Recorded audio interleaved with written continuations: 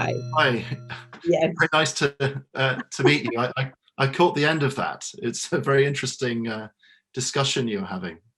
Um, one of the things you said earlier on, you're talking about the capabilities that cities have. Yes. My background, well, my current sort of preoccupation is, of course, this pandemic. And I wonder what you thought about the utilization of those capabilities. Have certain cities been able to mobilize those capabilities that they have successfully? I mean, Right. some teams have done it better than others. Yeah. Yes, absolutely. And I think that for one, the European cities have, are you in Europe, right? Yes, so I'm based in London. I mean, physically at the moment I'm in Cambridge, but the work I do. I'm in Cambridge too. In other words, we probably are around the corner from each other. Oh, right. Okay. Why not? But no, I think that we really need some urgent transformations in cities. There is no doubt about that. You know, this is not, the utility function has really gone down for the majority of residents in the big cities. And mid-sized cities are in a way the way to go. The pathos of the mid-sized city is that most people who live in big cities think that the mid-sized city is a bit too sleepy, to put it kindly. You follow what I'm saying? I do, yes. And maybe right now there's still some truth to that, but we should really work at bringing full life in and it's beginning to happen in some mid-sized cities, that you have the excitements that you want, you have a, but it's a tough one. The big cities really have dominated, and in a way what we're seeing with these large cities is an earlier epoch when you needed those massive concentrations.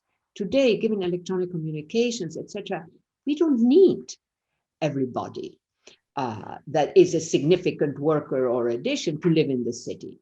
What do you think about all? I'm meant to ask you questions now, I think. Is that correct? Is that the way it works? I thought so, because I just talked my head off before, so I'm now assuming that I get to ask you questions.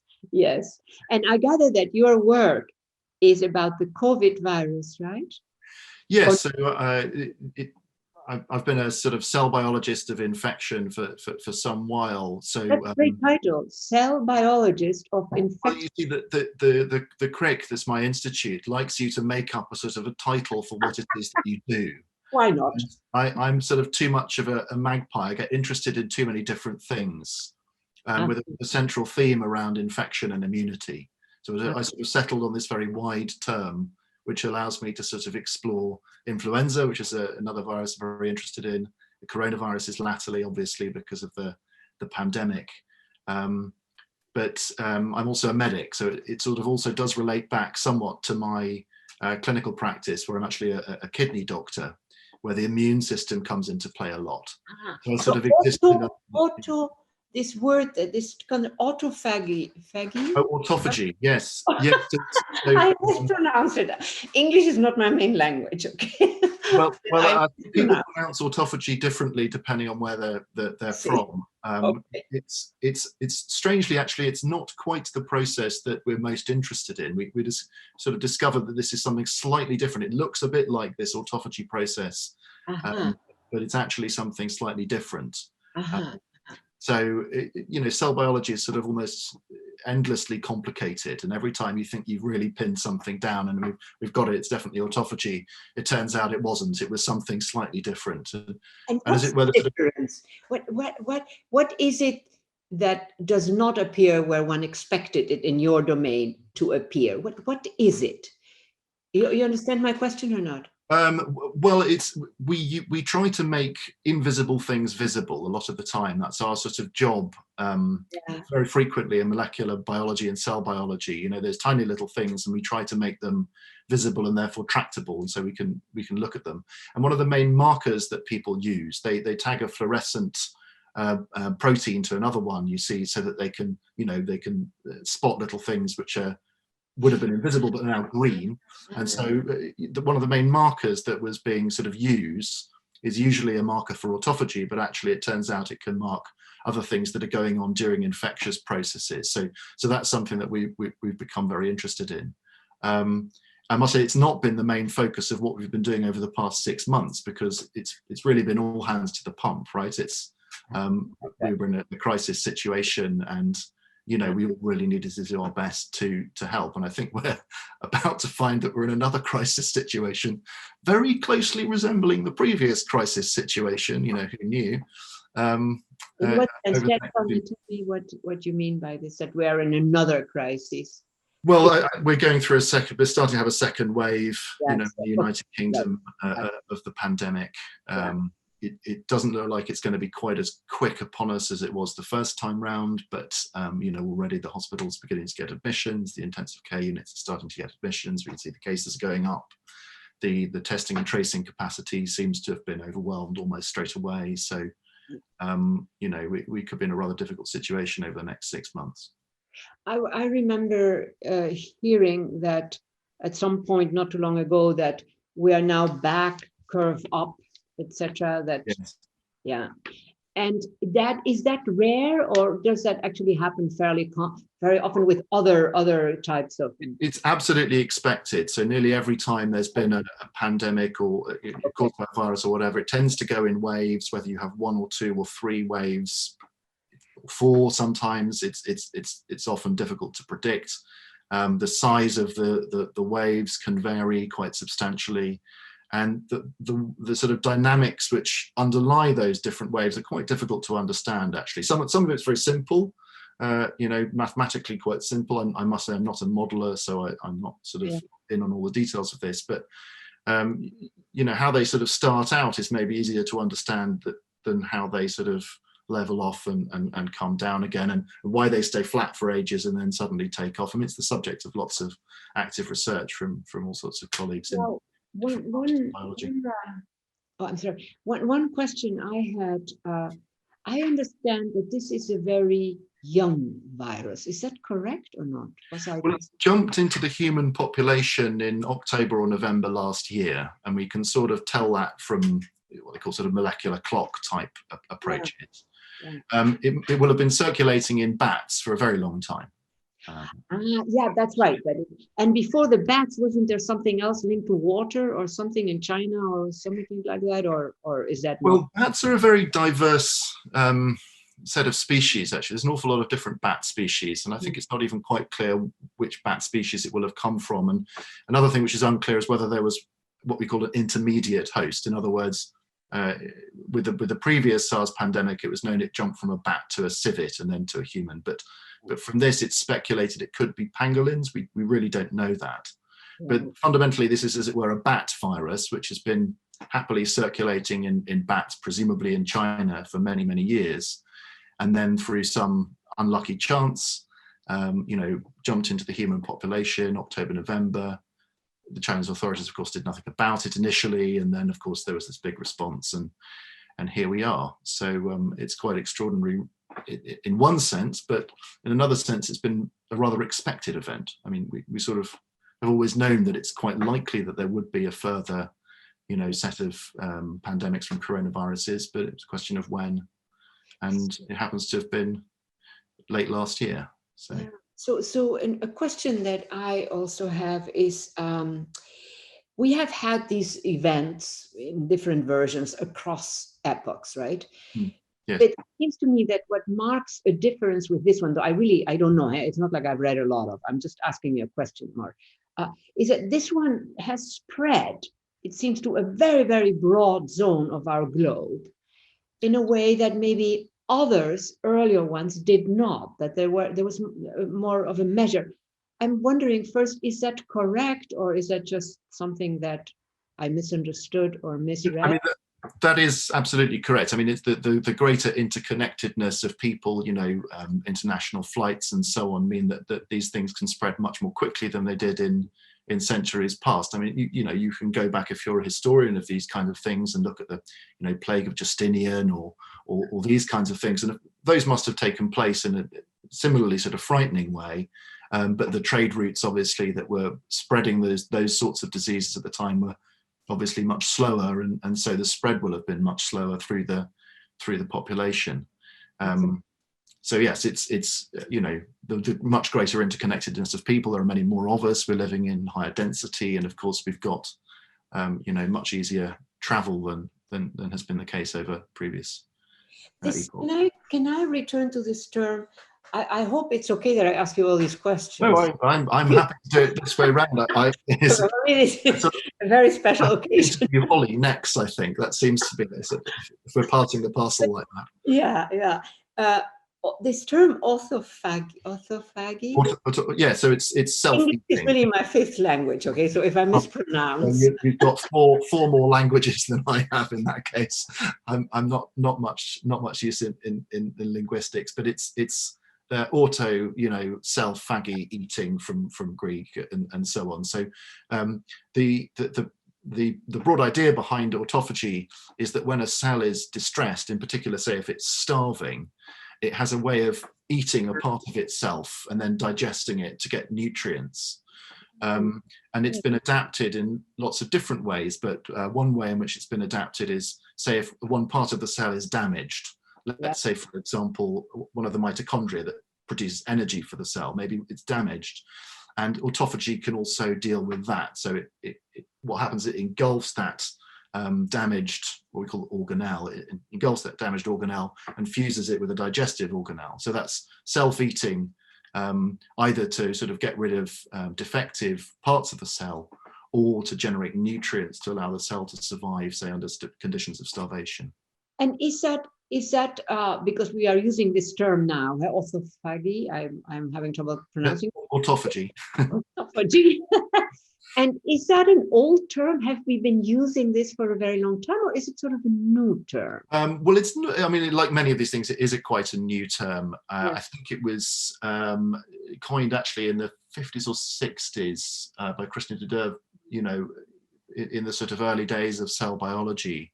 It came to the fore more recently, and in particular, a series of Japanese scientists pioneered a whole series of genetic studies on the mechanisms, and there was a Nobel Prize awarded and so on in 2016, because it turns out to be very important for a lot of disease processes. So, you know, important for things like neurodegeneration, for infection, immunity, almost everything, in fact.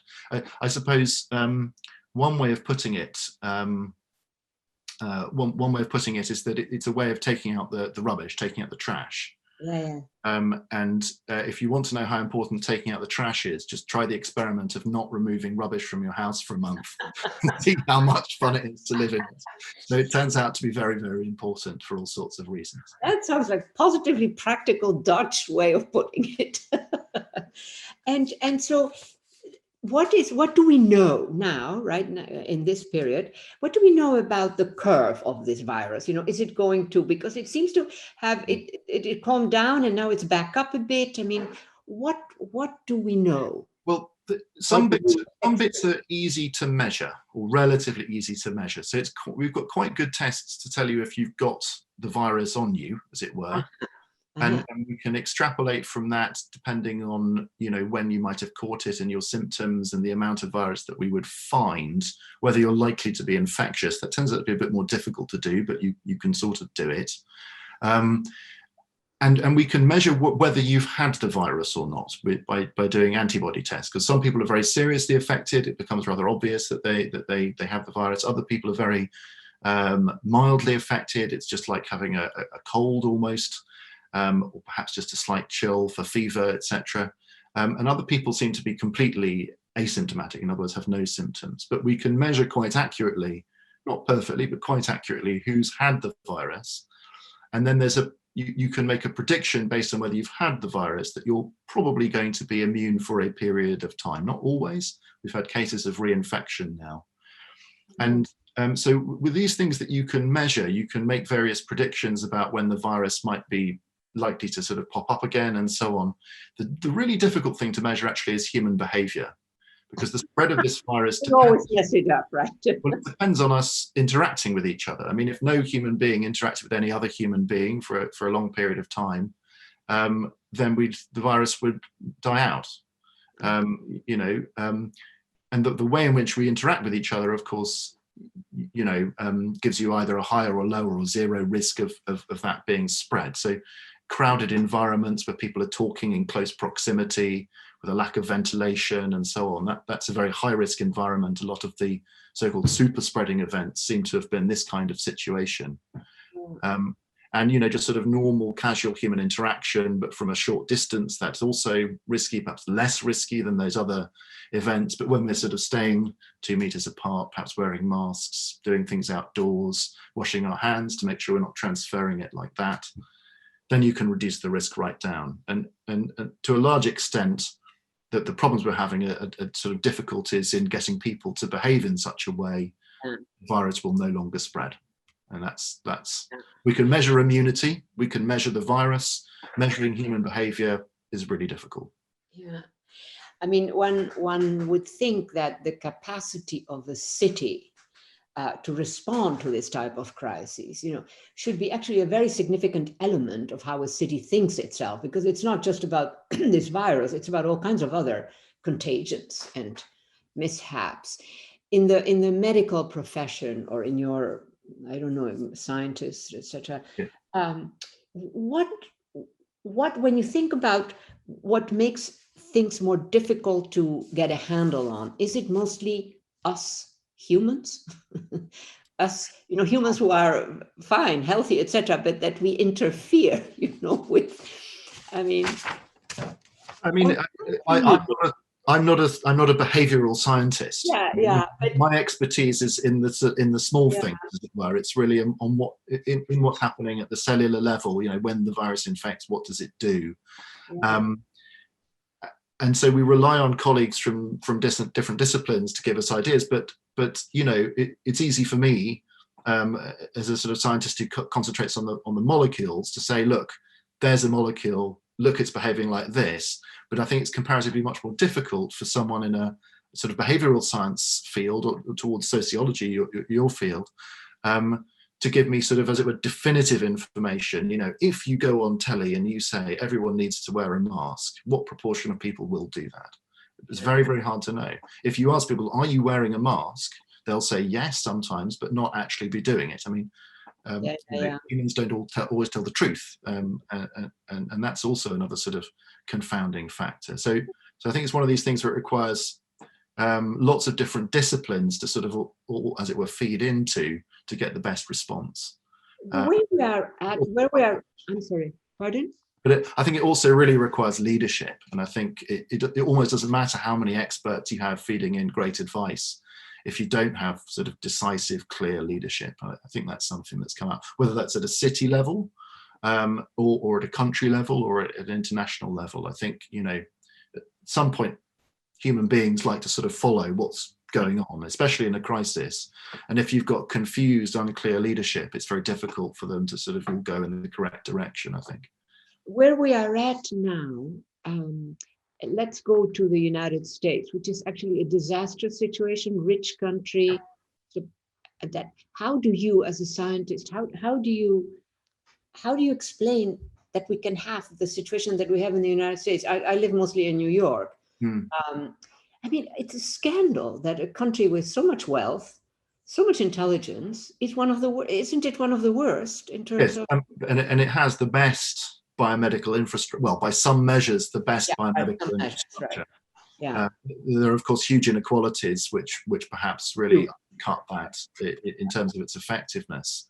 But the capacity for manufacturing, for testing, for vaccine production, for all of this is enormous. I mean, and it has been interesting.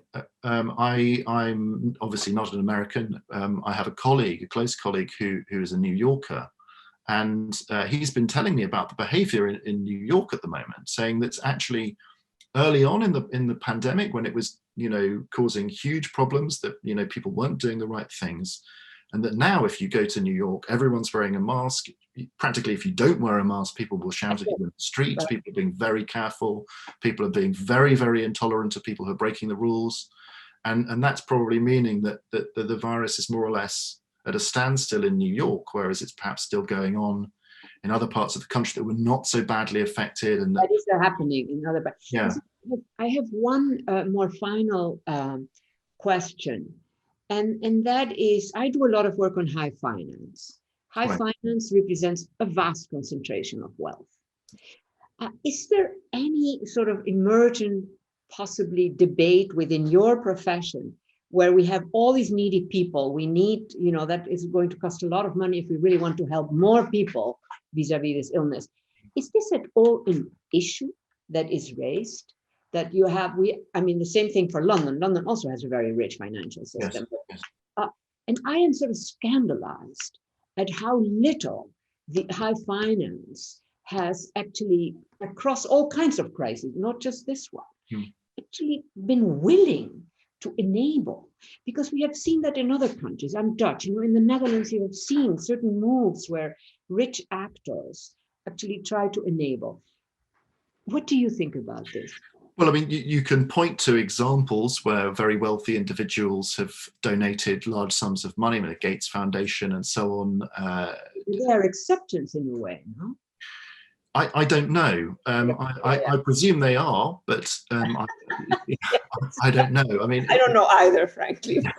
I was hoping you might have an answer. I think scientists are human beings like everybody else, and if someone says, "I'll give you a very large sum of money towards your research," people tend to say yes, and then ask sort of difficult questions about equality and fairness later. I mean, let's be honest about this.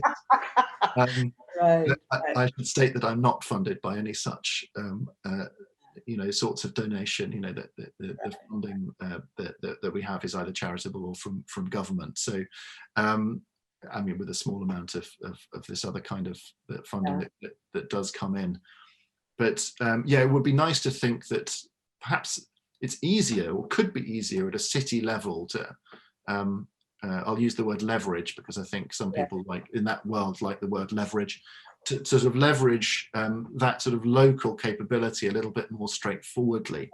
Perhaps if people could see, straight away or more immediately that